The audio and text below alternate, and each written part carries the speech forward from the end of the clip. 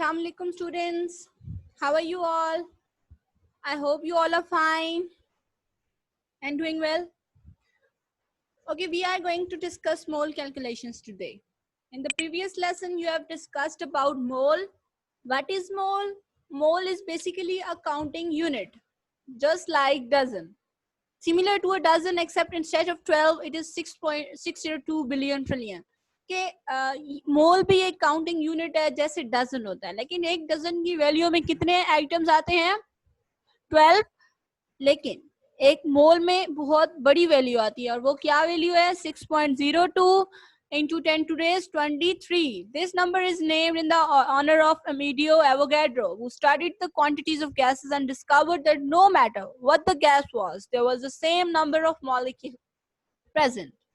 Okay, this was all about the previous lesson. You can say that this is the summary of the previous lesson. मोल के बारे में आपने पढ़ा है, मोल एक काउंटिंग यूनिट होता है. ठीक है, मोल कैसे, इसको काउंटिंग यूनिट के अलावा इसको कैसे आप लोगों ने डिफाइन किया था कि कोई भी सब्सटेंस उसकी वैल्यू 1 मोल होगी अगर उसके अंदर 6.02 into 10 to raise 23 पार्टिकल्स होंगे. Today we are going to discuss calculations. How do we calculate mole? How do we apply mole in our chemistry? How do we count a substance as a mole, 1 mole, 2 mole, 0.5 mole, or any other value? Hold your pencils and notebooks and let us start the calculations. Assalamu alaikum dear students, how are you all? I hope you all are fine and doing well. In the previous lesson, we have discussed about mole. We have defined mole and we have studied its certain properties. Can anyone of you define mole? Very good. Mole is the amount of a substance which contains the same number of chemical units as are in 12 grams of pure carbon 12. Okay, this is the first definition. Mole can be defined in another way, and that is mole is an amount of a substance that contains 6.02 into 10 to raise 23 particles of that substance. This experimentally determined number is known as Avogadro's number. So what we have learned in the previous lesson, that mole is basically a counting unit. Okay, today we are going to start calculations of mole. How we can calculate number of moles of a certain substance. I'm going to share with you certain tricks and methods to find out number of moles. First of all, the basic formula of mole is given. Mole is equal to mass over molar mass. Now, what comes in our mind is, what is molar mass? As it has been previously discussed, but I would like to repeat it, that molar mass is basically mass of 1 mole. When it comes to an element, atomic mass of an element in gram is called molar mass. When it comes to molecule, molecular mass in grams is called molar mass. And when it comes to ionic compound, the molar mass in grams is called molar mass. Okay students, समझ आई आपको?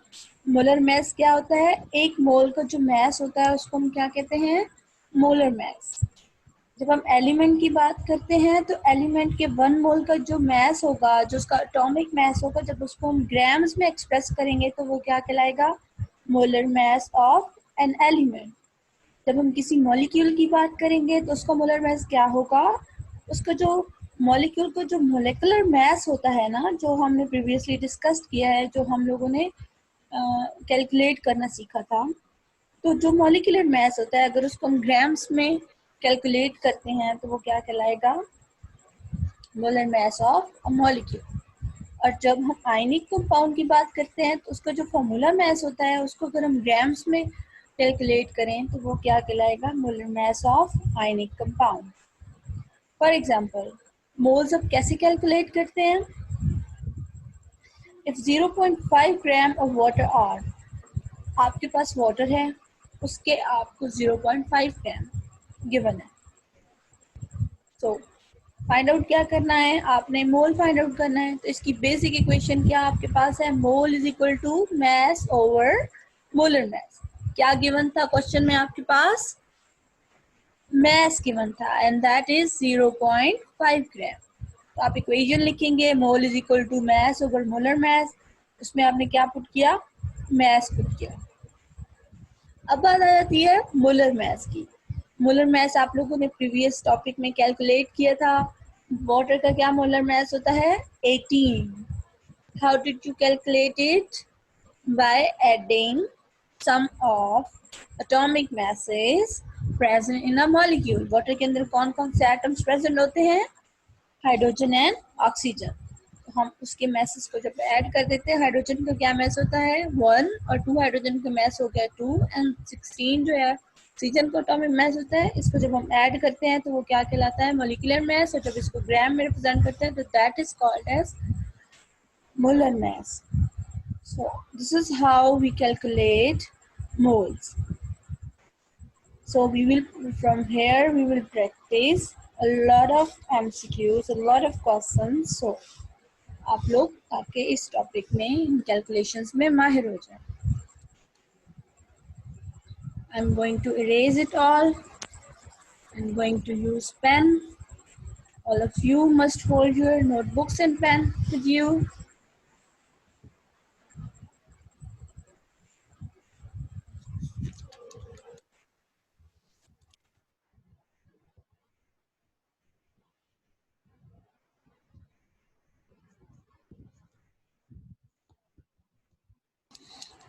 Okay students, we are going to calculate moles of certain substances.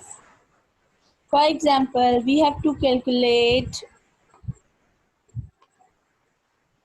moles of 2.4 gram of helium. What is helium? Helium is a noble gas. It is an element. और element का molar mass क्या होता है, जो इसका atomic mass होगा वही इसका क्या होगा, मोलर मैस। सॉल्व करने का तरीका क्या होता है, सबसे पहले आपने फॉर्मूला लिखना होता है। फॉर्मूला क्या है आपके पास, mole is equal to mass over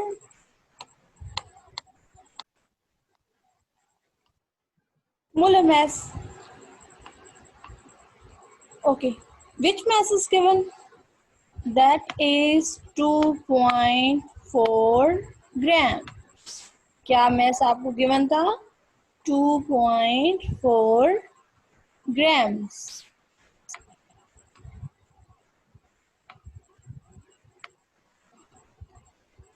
mess आपने लिख लिया। अब बात आ जाती है मोलर मैस की। हीलियम क्योंकि एलिमेंट है ना, इसका जो एटॉमिक मैस होगा वही इसका क्या होगा, मोलर मैस। तो क्या एटॉमिक मैस है हीलियम का, it is 4. So we will put the molar mass value here.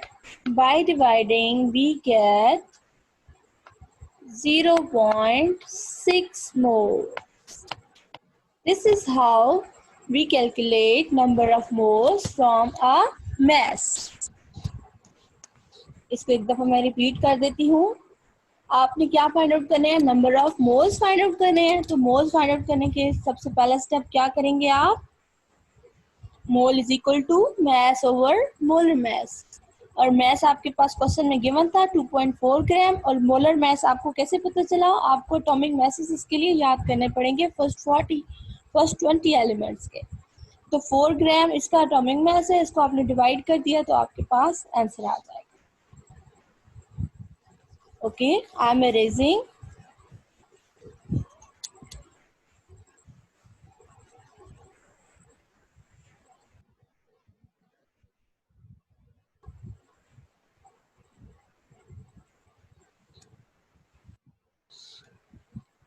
Okay student, now come to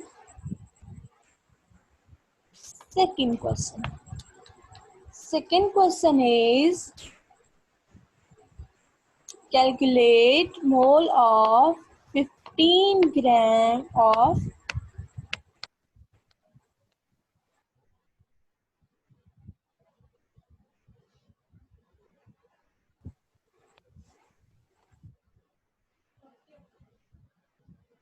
sodium chloride.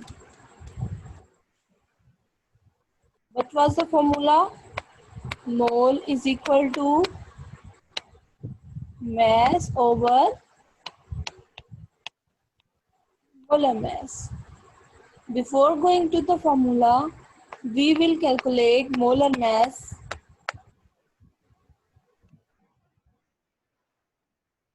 of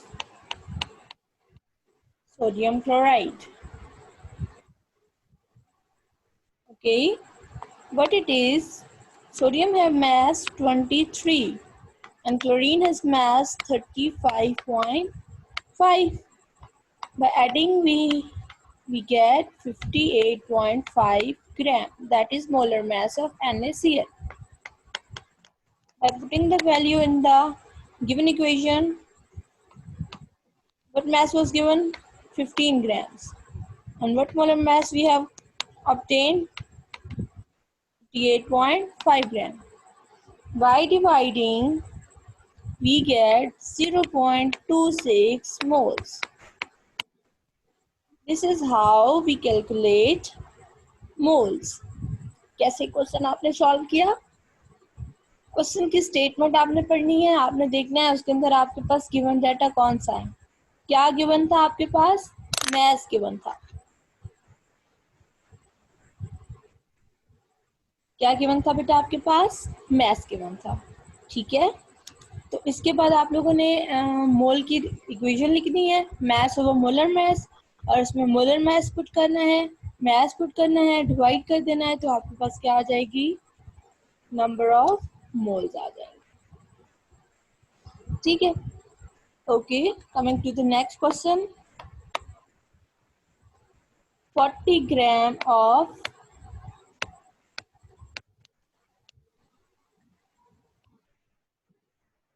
sulphur. ठीक है, 40 ग्राम्स ऑफ सल्फर आपने फाइंड आउट करना है मोल्स. तो कैसे फाइंड आउट करेंगे? मोल की आपके पास क्या इक्वेशन थी? Mole is equal to mass over molar mass. I wrote it in short form. तो mass की क्या वैल्यू आपके पास? क्या गिवन है? mass 40 ग्राम. और मोलर मैस आपको कैसे पता चलेगा? सल्फर एक एलिमेंट है ना, तो इसका जो एटॉमिक मैस होगा वही इसका क्या होगा? Molar mass. इसका एटॉमिक मैस होता है 32 ग्राम. आप इसको डिवाइड करेंगे तो क्या आपके पास वैल्यू आएगी? 1.25 मोल. ठीक है, coming to the next question, that is 1.5 kg of MgO. इसको आपने बेटा कैसे करना है? वही पहला स्टेप आपके पास, mole is equal to mass over molar mass. But before going to that step, आप देखिए मैस में आपके पास एक डिफरेंस है कि आपको मैस गिवन है केजीज में, तो केजीज को सबसे पहले आपने क्या क्या करना है? उसको ग्राम्स में कन्वर्ट करना है. तो मैस आप लिखेंगे मैस ऑफ मैग्नीशियम ऑक्साइड. इसका मैस क्या है? 1.5 kg. इसको आप मल्टीप्लाई करेंगे किसके साथ? 1000 के साथ. तो आपके पास आ जाएंगे 1500 ग्राम्स. मैस आ गया. इसके बाद नेक्स्ट आप क्या कैलकुलेट करेंगे? Molar mass of MgO. तो मोलर मैस कैसे कैलकुलेट करते हैं? मैग्नीशियम का एटॉमिक मैस क्या था? 24. ऑक्सीजन का एटॉमिक मैस क्या है? 16. ऐड करें तो क्या आपके पास आ जाएगा? 40 ग्राम. अब दोनों रिक्वायरमेंट्स आपकी पूरी हो गई ना, मैस भी आ गया, मोलर मैस भी आ गया. सिंपली जाके इक्वेशन में पुट करेंगे. मैस क्या है? 1500 ग्राम्स और मोलर मैस क्या है?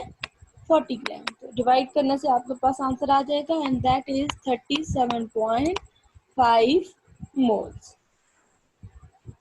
क्लियर है यहाँ तक? इसके बाद हम नेक्स्ट क्वेश्चन पे चलते हैं and that is 250 milligram of carbon.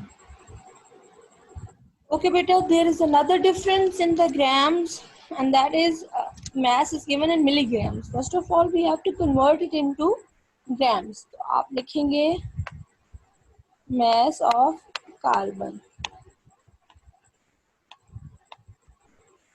क्या mass आपको बेटा given है? 250 मिलीग्राम. तो मिलीग्राम से ग्राम्स में कन्वर्ट करने का क्या वे होता है? आप इसको डिवाइड कर दें 1000 से, तो आपके पास आ जाएंगे 0.25 ग्राम्स. ठीक है. इसके बाद इसका मोलर मास क्या है?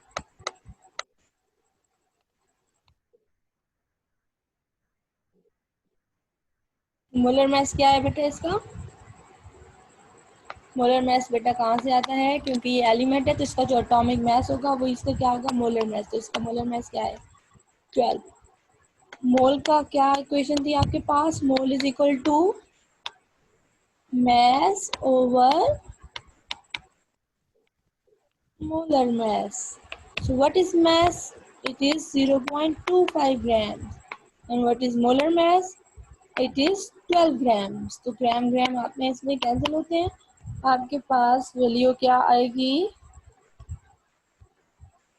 0.021 moles. Okay, students, this is how we calculate number of moles. Okay, अब एक और चीज पे आ जाते हैं कि आपने अभी क्या पढ़ा कि मोल को क्या इक्वेशन यूज किया आपने? Mole is equal to mass over molar mass. इस इक्वेशन को गौर से देखें कि अगर आपको जैसे मास गिवन था तो आपने मोल फाइंड आउट कर लिया है ना. अगर आपको अब मोल गिवन हो तो आप मास भी फाइंड आउट कर सकते हैं. कैसे? मोल और मोलर मास इस साइड पे ले आए. Mole multiply by molar mass is equal to mass. अब आपके पास बच्चों आ गई एक और इक्वेशन. इस इक्वेशन के थ्रू आप जो है मोल से मास भी फाइंड आउट कर सकते हैं. फॉर एग्जाम्पल, अगर आपको गिवन हो 75 moles of H2, तो क्या गिवन है आपको? मोल्स गिवन है. और मोलर मास आप कैलकुलेट करेंगे. आप ऐसे गिवन डाटा लिखते हैं. मोल कितने आपको गिवन है? 75. मोलर मास हाइड्रोजन का क्या होता है आपको पता है? मोलर मास क्या होता है? H2 है ना. 1 का 1 मल्टीप्लाई बाय 2, तो 2 1 जार 2 ग्राम्स. अब आप क्या करेंगे? इसी इक्वेशन जो आपको गिवन है उसमें पुट करें. Mass is equal to mole multiply by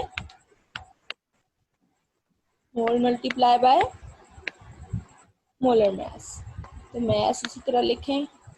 mole कितने गिवन है? 75. एंड मोलर मास क्या है? 2. मल्टीप्लाई करने से आपके पास आंसर आ जाएगा 150 grams. This is how we calculate mass from moles. यही इक्वेशन लेके चलते हैं हम नेक्स्ट स्टेप में. कुछ और एग्जाम्पल्स कर लेते हैं.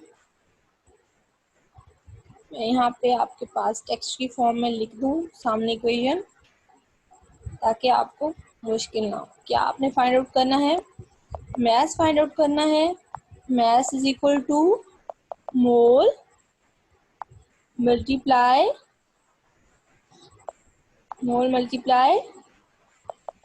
Molar mass. Okay, now we will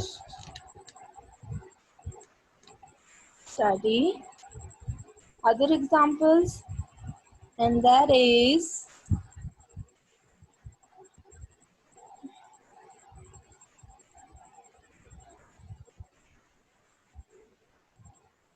0.25 mole of steam. जी बच्चे, क्या क्या गिवन है आपको? मोल, कितने मोल हैं? 0.25। इसके बाद स्टीम क्या होता है बेटा? स्टीम क्या होता है? वाटर होता है। वाटर जब वेपर्स की फॉर्म में होता है ना, उसको हम क्या कहते हैं? स्टीम, भाप कहते हैं उसको। तो मोलर मैस आप वाटर का फाइंड आउट कर लें। molar mass of H2O, and that is 1 multiplied by 2 plus 16 is equal to 18 gram. 18 grams. अब आपके पास रिक्वायर्ड थिंग्स आ गई हैं, मोल भी आ गई है, मोलर मास भी आ गया है। फॉर्मूला लगाएं आप, mass is equal to mole multiply molar mass. mass को उसी तरीके से नीचे ले आए। मोल कितने हैं? 0.25 मोल्स एंड मोलर मास कितना है? 18 ग्राम्स। तो आप इनको मल्टीप्लाई करेंगे। मल्टीप्लाई करने के बाद आपके पास आंसर आया 4.5 grams. This is how we calculate mass from moles. Let us do another example.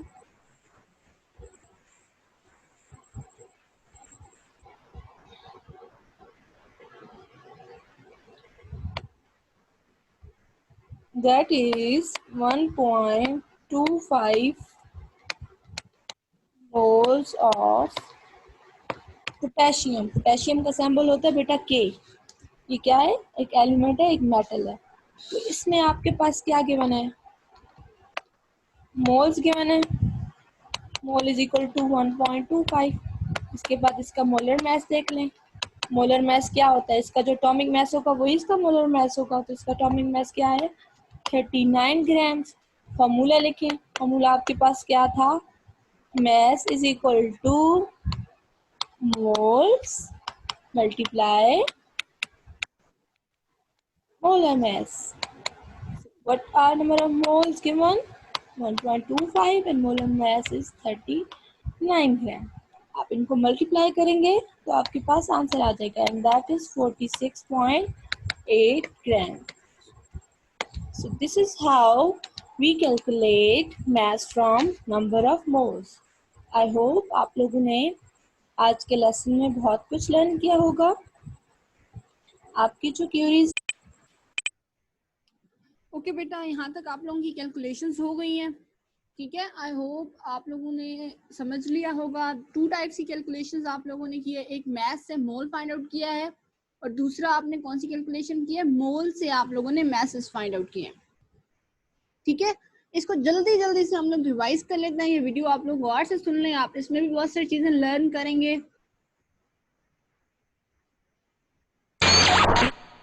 When you go to the grocery store to buy eggs, you typically don't buy individual इसमें eggs. बेटा आप लोगों को Most सारा revise हो often, they जाएगा। happen to mole be भी grouped revise हो into a जाएगा और dozen. Mole calculations. In everyday English, the word dozen simply represents the number 12 as a quantity. Thus, it has no unit, and it can be used to quantify any object you want, such as the number of eggs. But when you're dealing with atoms and molecules, you are dealing with objects so tiny that it makes no sense to count individual particles or even dozens of particles. Instead, just as grocery shoppers use the word dozen, chemists use the word mole, which represents the number of carbon-12 atoms in 12 grams of carbon. This number is around 6.02 times 10 to the 23rd power. This number is also known as Avogadro's number, which we give the symbol capital N sub A. So the number of carbon-12 atoms in 12 grams of carbon is Avogadro's number. The number of moles is given the symbol lowercase n and represents the amount of any substance, not just carbon-12 atoms. We can therefore derive some simple calculations. Since there are 6.02 times 10 to the 23 particles per mole, the total number of particles should equal the number of moles multiplied by 6.02 times 10 to the 23rd. Using symbols, we write this as capital N, which is the total number of particles, equals lowercase n multiplied by capital N sub A. Let's do a few standard high school questions to get the hang of this concept. How many particles are in 4 moles? If 1 mole of particles is equal to 6.02 times 10 to the 23 particles, then 4 moles should be 4 times 6.02 times 10 to the 23, which gets us a product of 2.41 times 10 to the 24 particles in 4 moles.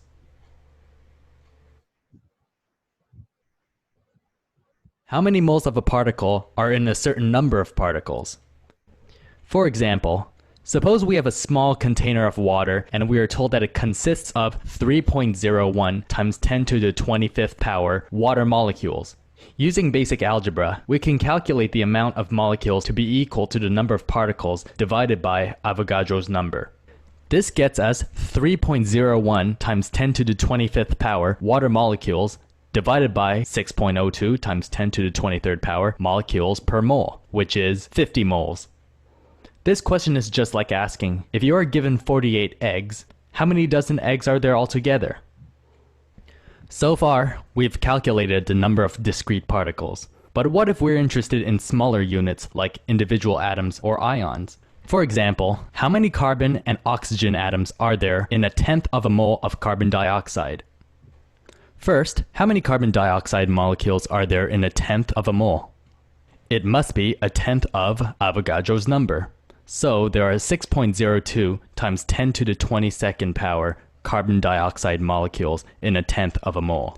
So how many carbon and oxygen atoms are there in this amount of carbon dioxide molecules? For each molecule of CO2, there are 1 carbon atom and 2 oxygen atoms. So 1 mole of CO2 molecules gives 1 mole of carbon atoms and 2 moles of oxygen atoms. Given the atom to molecule ratio, there should be just as many carbon atoms as there are carbon dioxide molecules. The number of carbon atoms is 6.02 times 10 to the 22. And there are twice as many oxygen atoms as there are carbon dioxide molecules. The number of oxygen atoms is 1.2 times 10 to the 23.